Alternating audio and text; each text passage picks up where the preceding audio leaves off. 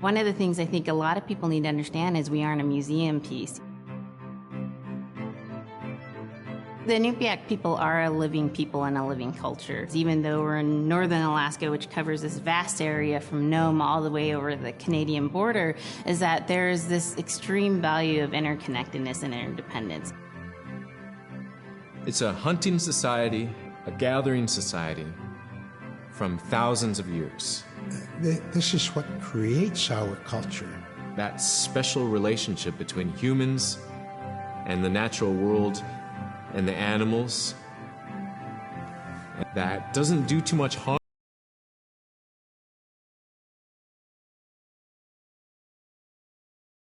to the world. Love and respect for nature, for one another, for our elders.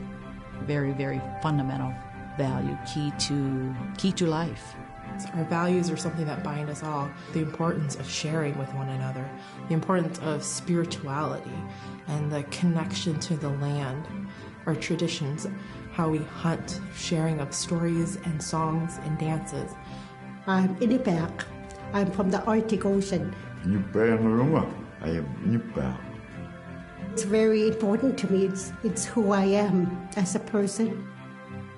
And we're very proud of who we are, and we want to continue that.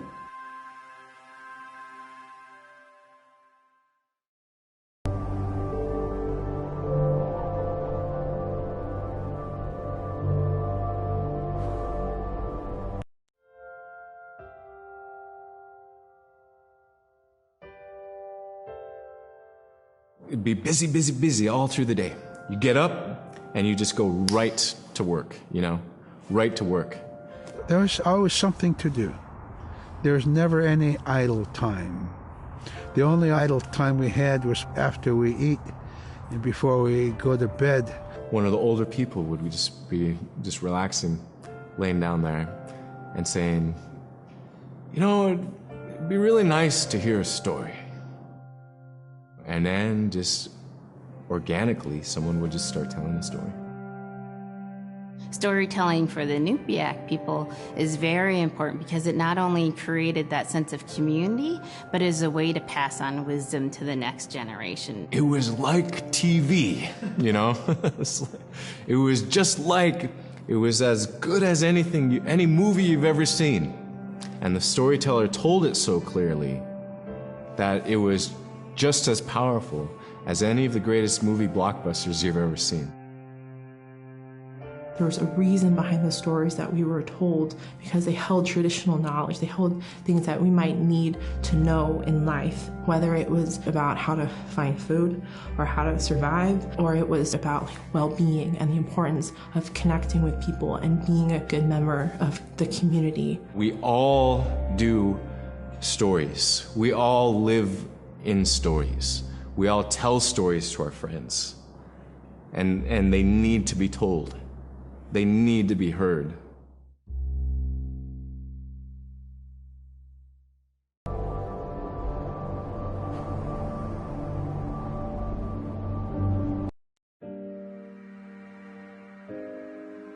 So scrimshaw is this really beautiful method of art that's done either on baleen or ivory, and traditionally it was used to tell stories. Each etching is telling a story of some event.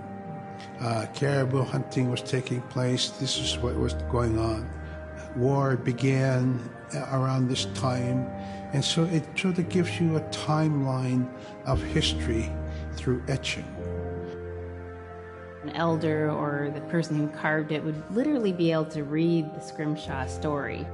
They're like reading a book, in a way. A lot of the storytelling traditions would be things that after way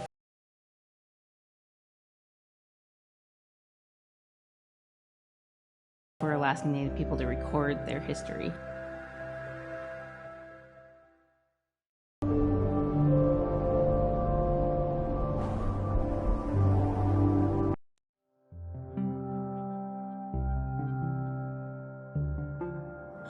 When I was growing up, my grandpa had a pet white fox. If you're a good friend with a fox, when there's danger abound, they try to keep you from getting into trouble.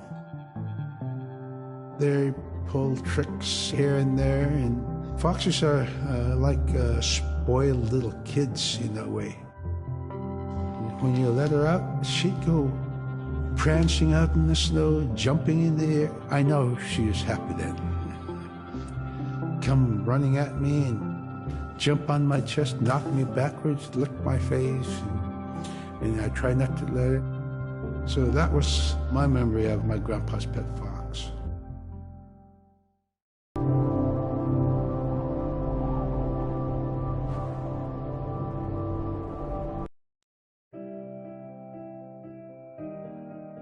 Caribou it provided for us in many ways. Our clothing in those days was made of all caribou skin.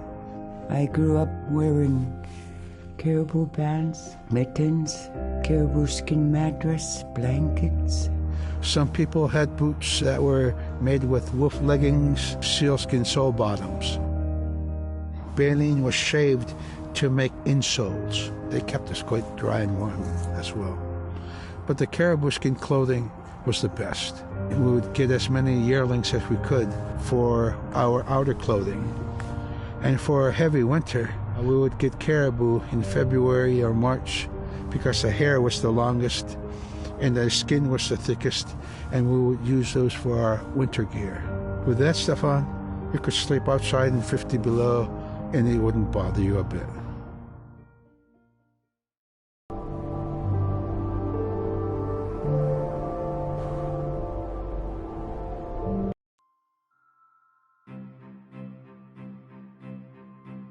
Silla is the weather. It also means the atmosphere. Here's the nuna, or the land. And it's anything from the land into the moon, the sun, the stars. That's Silla. It's a very spiritual, and we have a relationship with Silla. Silla has a soul in the same way we do as people, in the same way animals do. I think spirit helpers in and of themselves are really about how we're connected with things. And so it may be that there's a spirit helper that shows themselves as a bird to show you the way home, or it may be a spirit helper that actually decides to show themselves with the face and body of a man instead of their animal form. And so I think one of the things that's hard to understand is that it's not one way of seeing things, it's one way of knowing you're connected to everything. We've always had that spirituality of everything around us. It's the interaction you have with the air you breathe, the ocean that you gather resources from, the rivers from which you gather fish, the tundra from which you pick berries, the animals that give themselves. It's all of that.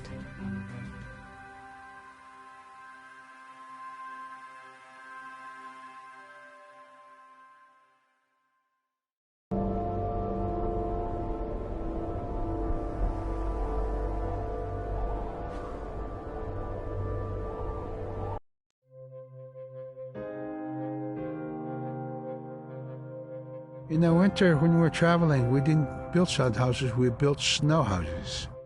In Canada, they call them igloo, but here in Alaska, we call them apuya. We'd do a day of travel, and then we'd make a apuya. The next day, my father would set traps, spend the day there, rest the dogs, give them something to eat, and then the following day, we continued to the next place. We'd go to my dad's sister, who had a house at Dubarg. They had a small sod house over there. We didn't have to do anything. We just visit with them, and my dad and his sister were glad to see each other, and they'd talk away while us kids played outside or go to sleep. By the time we get back to our home, my father would leave us with our aunt or with my grandmother, and then he'd start on his trips and go check his trap line. We were not into 8 to 5 kind of time, you know. We're in a totally different kind. We're an ecological.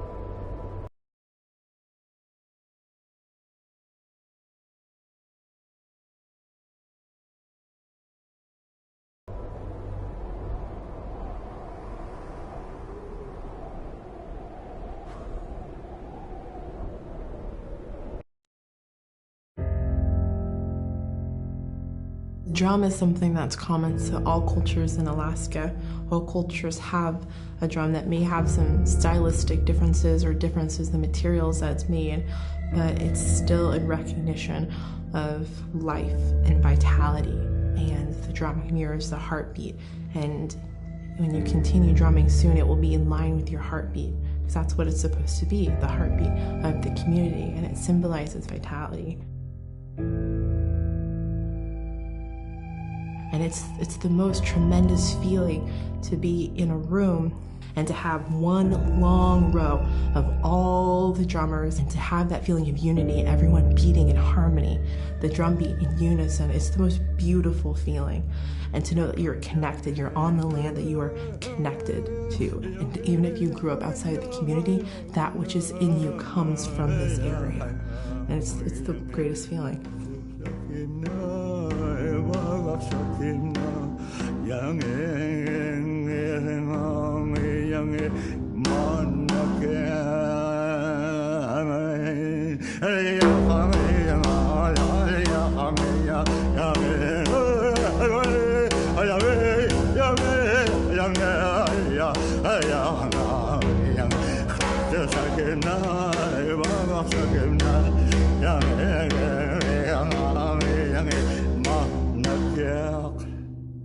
Man, I went at it and look what happens. Oh.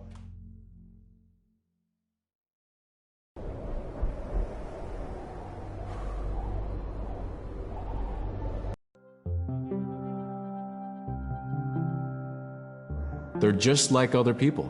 They just happen to be very small and extremely strong. These are stories that are common throughout Alaska. It's normally that people are size from your elbow to the tips of your fingers, and they possess superhuman strength. So they may be tiny, but they can carry a whole caribou. And if you go up north and you talk to a number of the people in the community, they'll talk about having seen the little people. There's a place at home that we know, but we don't profess it to anybody. But it's not like the boogeyman. They can be mischievous, they can be ornery, or they can be helpers. And every now and then, we might have the opportunity to see them, especially if they want us to see them. The fact that it's across Alaska really tells you something about our history and how we interacted with nature around us.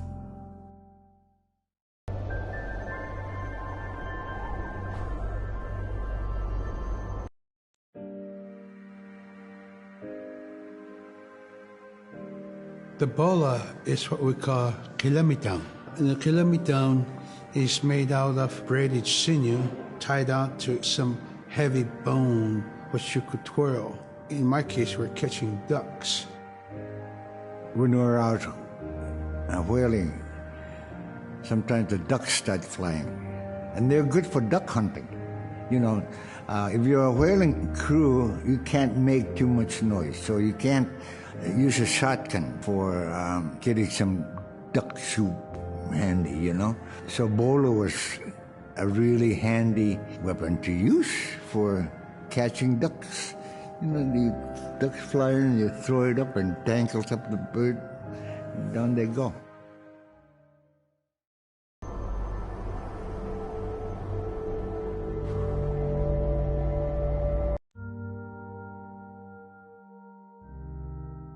The scaredest I've ever been, I was 12 years old. We floated out on a piece of ice while we were duck hunting. It was a bluebird day, just clear blue skies. And there was 3 of us, myself, my brother, and my dad. Next thing you know, we see this dark shadow on the ice. We look and it goes behind us. So we all jumped up, startled, and my dad, he started running. We got back to the ridge there. The ice had fractured, cracked, and broke off, and we were floating away. We were drifting. It was close enough to where my dad would have made it. He stopped and he thought about throwing us across, and if one of us was on the other side, we would be split up. So he stopped, and he just so happened to have a cell phone on him. 911 didn't pick up. That's the worst feeling in the world right there. 911 did not pick up. So he left a message because they record their calls. Once he had relayed that information, his cell phone died. That was the scariest moment I've ever had in my life. We were floating away and I thought we were left for dead. He kept calm during this situation. He's bringing out everything positive in this case. You know, I'm crying, my brother's freaking out. It went from clear blue to dense fog. Within a couple hours, we heard the chopper flying around, so they must have gotten our message. We thought we were saved, and then the chopper sound went away. So we lit some of the sled on fire. It's plastic. We thought black smoke in the fog would create some kind of marker. Chopper pilot had mentioned when we got rescued, you could see a glow in the fog, and he slowed down there, and sure enough, as soon as he slowed down, we got within visual. That was definitely the scariest moment of my life, was floating away and not knowing what the outcome was going to be.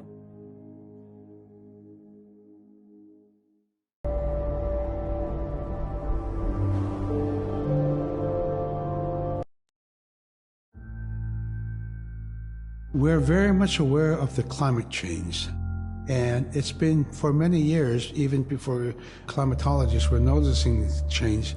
Inuit were already saying, "Sila alangoktok." Our climate is changing. If the heat is going the way it is right now, for us it's going to be pretty bad. Different birds are coming, and they're coming earlier, and sometimes rain is more than what we want, because when there's more rain, we know it's going to melt the permafrost. In my time as a young whaler, when I was 9 years old, we're hunting from ice that was about 25 feet thick. And there was giant icebergs already floating, coming by.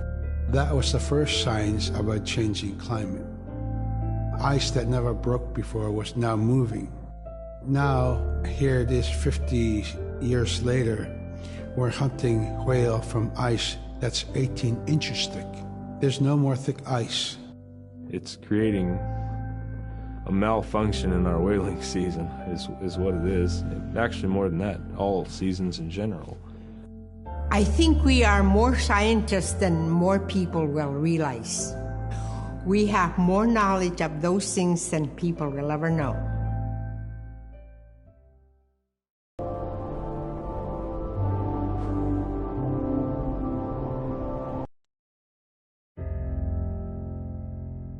My brother was out seal hunting.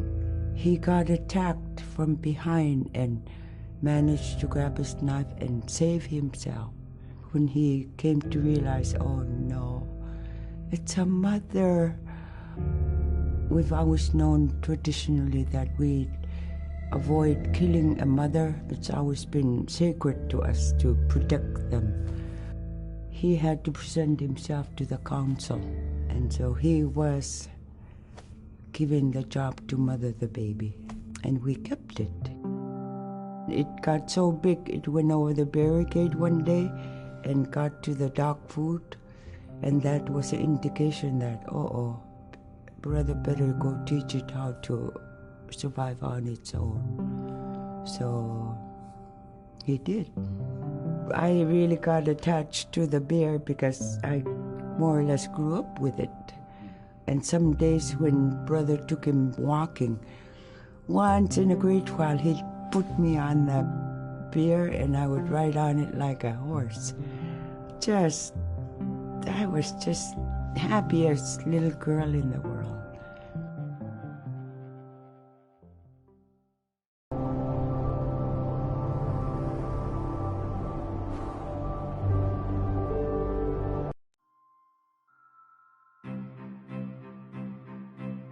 In, Arctic Alaska, hunting is a really important part of life. It's not just about going and shooting something, it's about going and putting food on the table. But more importantly, subsistence hunting isn't just about the insular family unit, it's about feeding the whole community. And I think that's one of the beautiful things about subsistence hunting in Alaska is that people go out and they'll go get, fish, or they'll get a caribou, and they'll get, seals and whales, and one of the first things they'll do is they'll say, oh, I need to take this to the elders.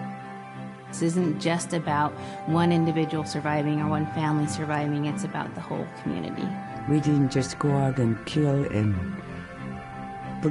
put in a freezer. It's like a ritual that I learned from my parents. It's all about relationship. I don't know. I think there's a lot of camaraderie involved, and just being out on the land or being out on the ocean. It's like getting back in tune. I'd rather be out there. To me, once I go out there, it's the world that I learn from.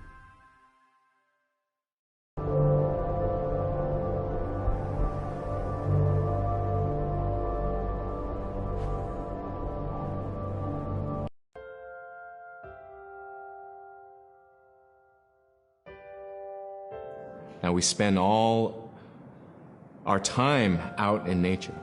You get very intimate with the world. And over everything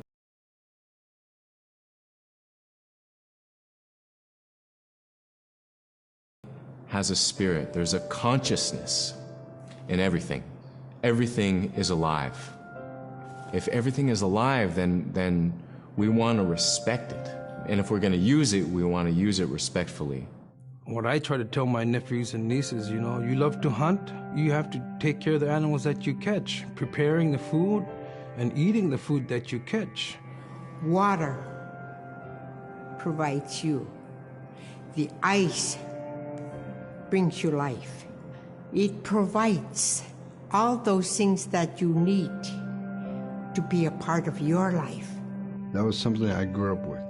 I grew up respecting the animals. I grew up respecting the land.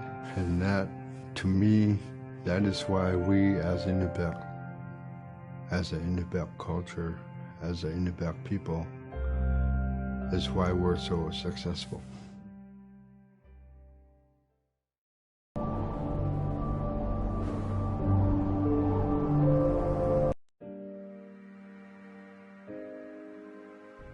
I think most central to the ideology of the Inupiat is the idea of sharing. Being able to feed the community, feed others.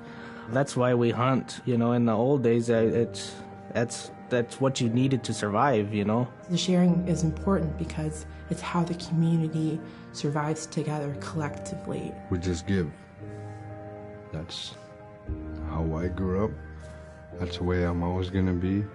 Because of who we are, we always think about other people first.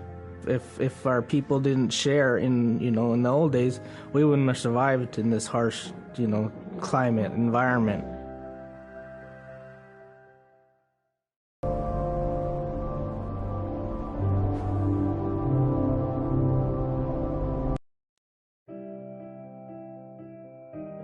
We have Big Diamond, Little Diamond, and King Island.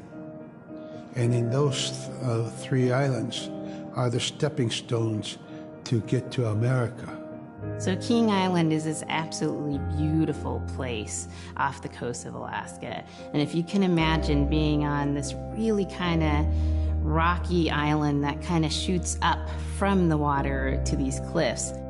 And then all of a sudden you see these stilts, and then you look up and there are these houses. They were built on the cliff up high because of the ice. Being an island in the Bering Sea, you have ice that's being pushed by the winds onto the island. So it's going to pile up people.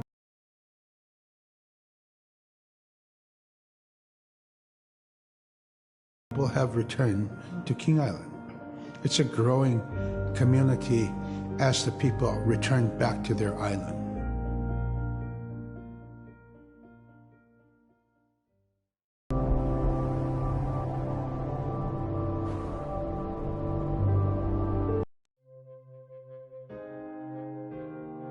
When I was young, my mom, whenever the Northern Lights came out, she'd just whistle. Boy, they come alive.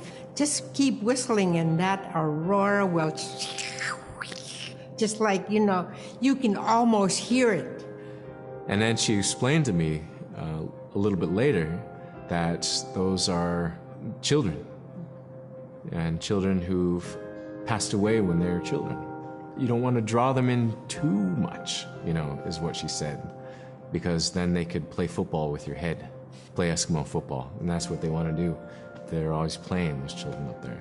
Don't play out without your hood on. If you don't have your hood on, the aurora person is going to come down and chop your head off and play ball with your head. It wasn't like they were trying to do bad, or it was like a scary story or anything like that. It was just, that's how it was, that's what it was.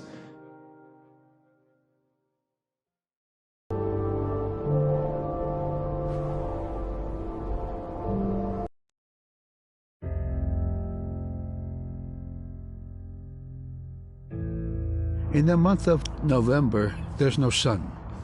So during that dark time, we travel by the light of the moon. It's quite different. Everything was silver and black. Toward the horizon, we could see where caribou are because their body heat flowing upward, and we could see it glowing in the moonlight against a dark horizon where there's no stars. If somebody yelled, you could know who yelled from where the sound came from, but specifically where that cloud of their breath went up and it glowed in the moonlight. So that was a good time to travel. It was very surrealistic. And so things that were dark objects looked very close, and white objects looked very far.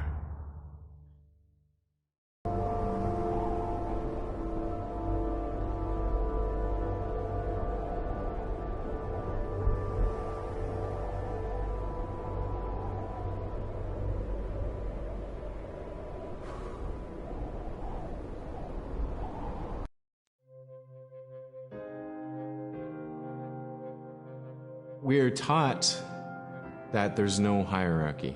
It's not everything else and then man, humans on top, and they're separate from everything. We're taught that everything is equal, and that all the animals have a human form or can be seen in a human form. And so they have just as much or more intelligence, in fact, have a lot to teach people. And so that's how these transformations can happen. It's if the animal wants you to see it in its human form.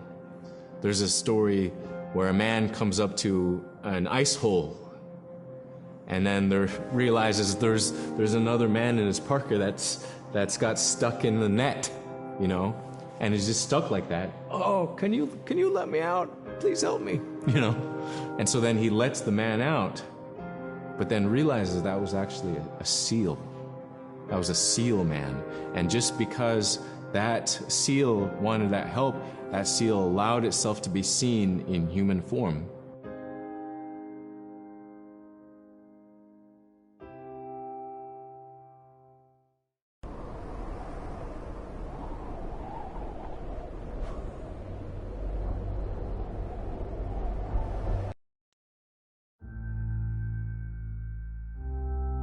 We have our Dimi, the body, which returns to Nuna, the earth. And we have Atik, who is our name that has been passed down to us over the generations. The spirit of our Atik lives on so long as man remembers that name. It would be hard to describe what happens after death. The feeling is that when our Anerenek returns to Sila, then that may be reborn if the name is passed on to a new child who can then retain some of the memories of the original name. And so it's not uncommon for grown-ups or adults to meet a child who has the same name maybe as their grandmother and say, "Hi, Aka," which means grandma, "Hi, Appa," or "Hi, little mom," or "Hi, little dad," because it's the traditional belief that the soul, is continuing on. Humans are renewed and replenished over time. Just like our plants. Every year flowers are born and bloom and they die. Next year they are born again.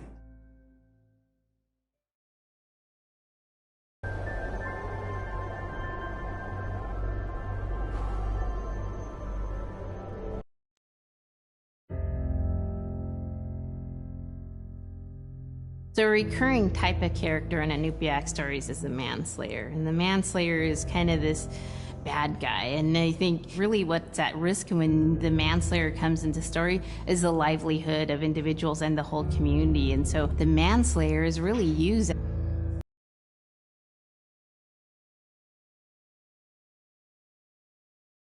Oftentimes in these stories, there is one person that will stand up. And what this humble person will represent, who faces that manslayer, is a return to order, a return to true living in the community. And it just takes that one person. It could just be that one person that can help to change everything. Because everyone wants to live a good life. Everyone wants to have a good community.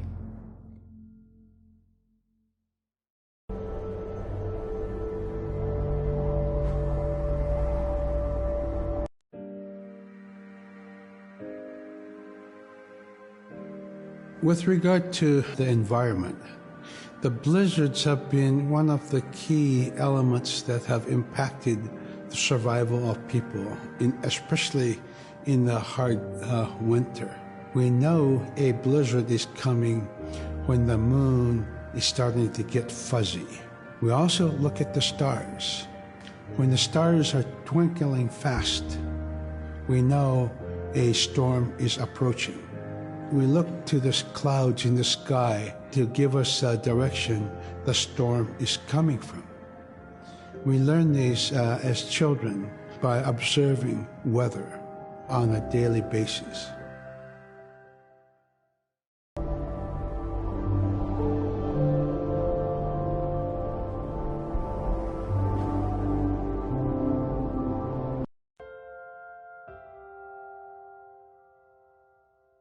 With the story of Kunuk Sayuka, told by Robert Cleveland, it's just a masterwork. It's a well-known story among the Inupiaq people, and in our case, of producing a video game that really reflects indigenous heritage. It captures the imagination, and it's something that you have a very specific kind of task to do.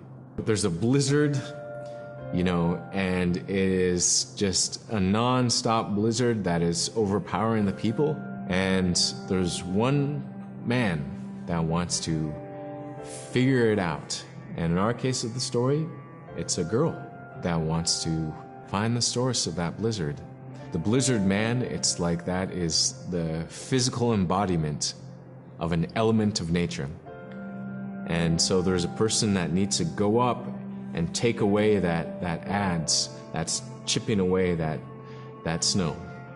In that community, the person least expected is the one who stands up and makes the difference. Humility is something that we value, and where that comes from is the idea that you are not the biggest thing in the world. And when you live in an extreme environment like where the Inuit reside, you're at the whim of the environment, of the climate, of the animals. You can be as prepared as you can, by learning from your elders that, you're not the biggest force in the world.